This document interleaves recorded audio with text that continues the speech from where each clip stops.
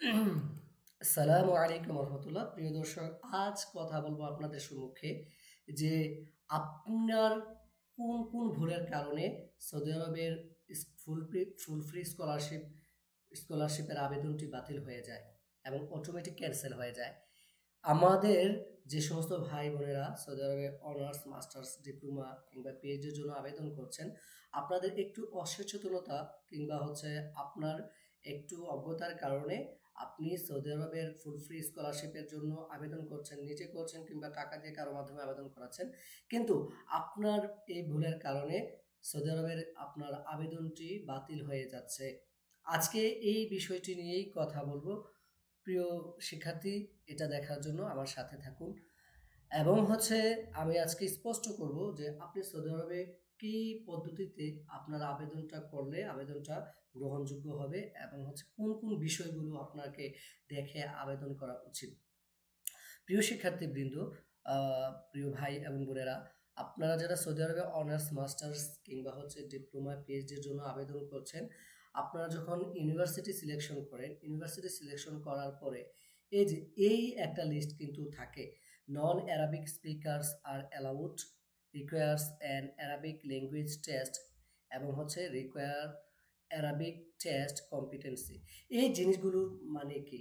যদি এই জিনিসগুলো আপনি না বুঝে থাকেন, এই জিনিসগুলোতে মন গড়া মতো আপনি দেখে আবেদন করে দিলেন বা কোন স্ট্যাটাসগুলো দেখে আপনাকে আবেদন করাটা উচিত, এই বিষয়টা নিয়ে আজকে আমি আপনাদের সম্মুখে কথা বলবো। প্রিয় দর্শক, চলুন কথা না বাড়িয়ে আজ আপনাদের আহ, কে দেখাই। আচ্ছা, সৌদি আরবে আপনি যেই ইউনিভার্সিটিগুলোতে আবেদন করেন না কেন, আপনি আবেদন করার ক্ষেত্রে এই যে এই ফরম্যাটটা যদি দেখেন, এই ফরম্যাটটা দেখলে সরাসরি আপনি আবেদন করবেন। এই ফরম্যাটটা কি, এখানে কি কি বুঝিয়েছে এটা নিয়ে আলোচনা করব। প্রথম বিষয়টি হচ্ছে নন অ্যারাবিক স্পিকার্স আর অ্যালাউড, বলছে ইয়েস। যদি আপনি কোনো একটা ইউনিভার্সিটি সিলেকশন করছেন কিন্তু এখানে লেখা আছে non Arabic speakers are allowed no লেখা আছে, আপনি কখনোই এই ইউনিভার্সিটির সিলেকশন করবেন না। কেন? কারণ এখানে নন অ্যারাবিক স্পিকার্স, যে অর্থাৎ যারা আরবি ভাষাভাষী লোক না, তাদের জন্য এই কোর্সটা উন্মুক্ত না। তাহলে প্রিয় ভাই বোনেরা, আমরা যারা বাংলাদেশি, আমরা তো নন অ্যারাবিক স্পিকার্স, সো আমাদের জন্য এই কোর্সটা উন্মুক্ত না। তবে হ্যাঁ, যদি আমরা আরবি ভাষা ভালোভাবে জানি এবং আমরা আরবি ভাষা পরিপূর্ণ জানি, এই জিনিসটা প্রমাণ করতে পারি, তাহলে কিন্তু আমরা পড়ার সুযোগ পাবো। তাহলে অন্যথায় পারবো না। তাহলে কি দরকার?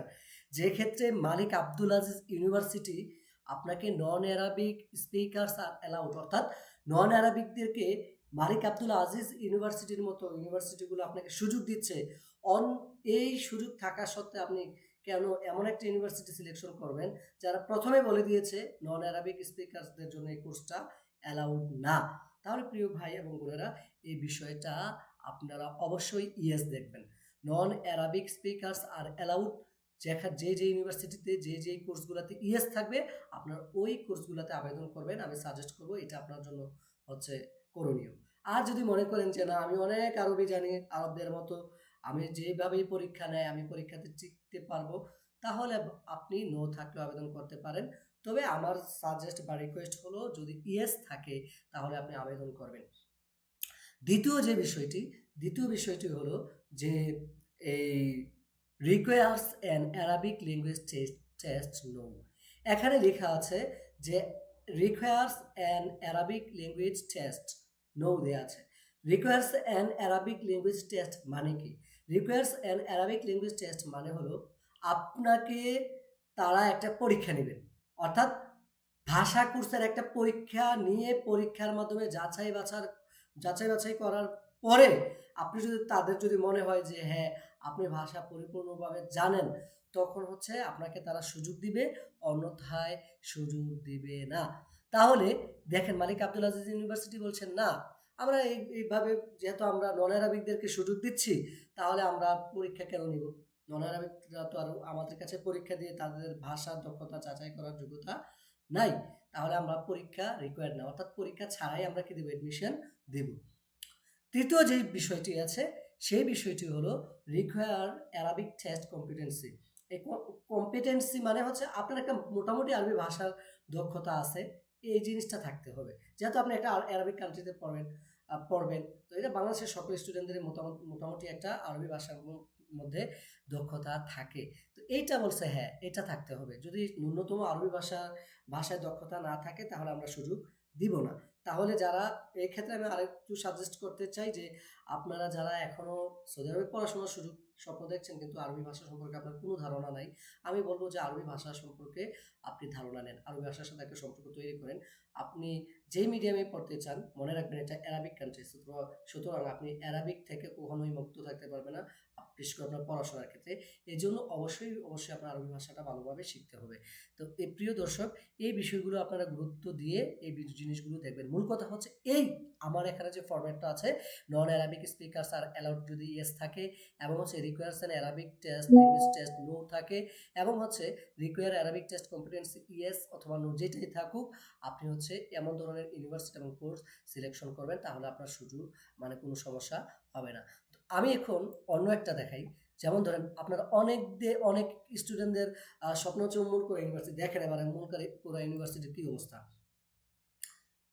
এই যে দেখেন, উমুল কোরা ইউনিভার্সিটিতে আমি একটা কোর্সে যাচ্ছি, ওনারা বলছে নন অ্যারাবিক স্পিকার্স আর অ্যালাউড, বলছেন নো।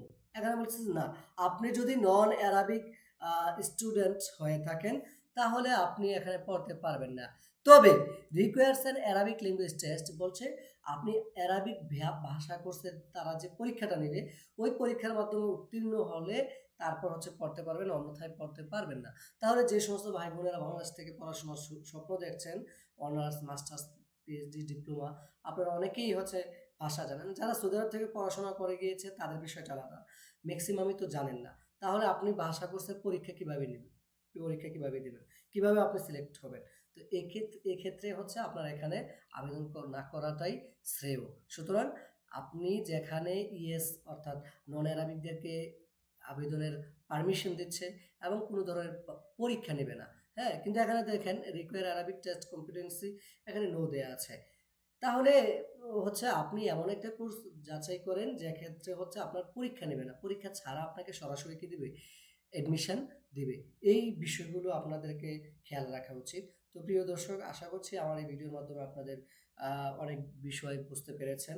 তো আমি সৌদি আরবের বিভিন্ন বিষয় নিয়ে আহ, আরো পরবর্তী ভিডিও তৈরি করব।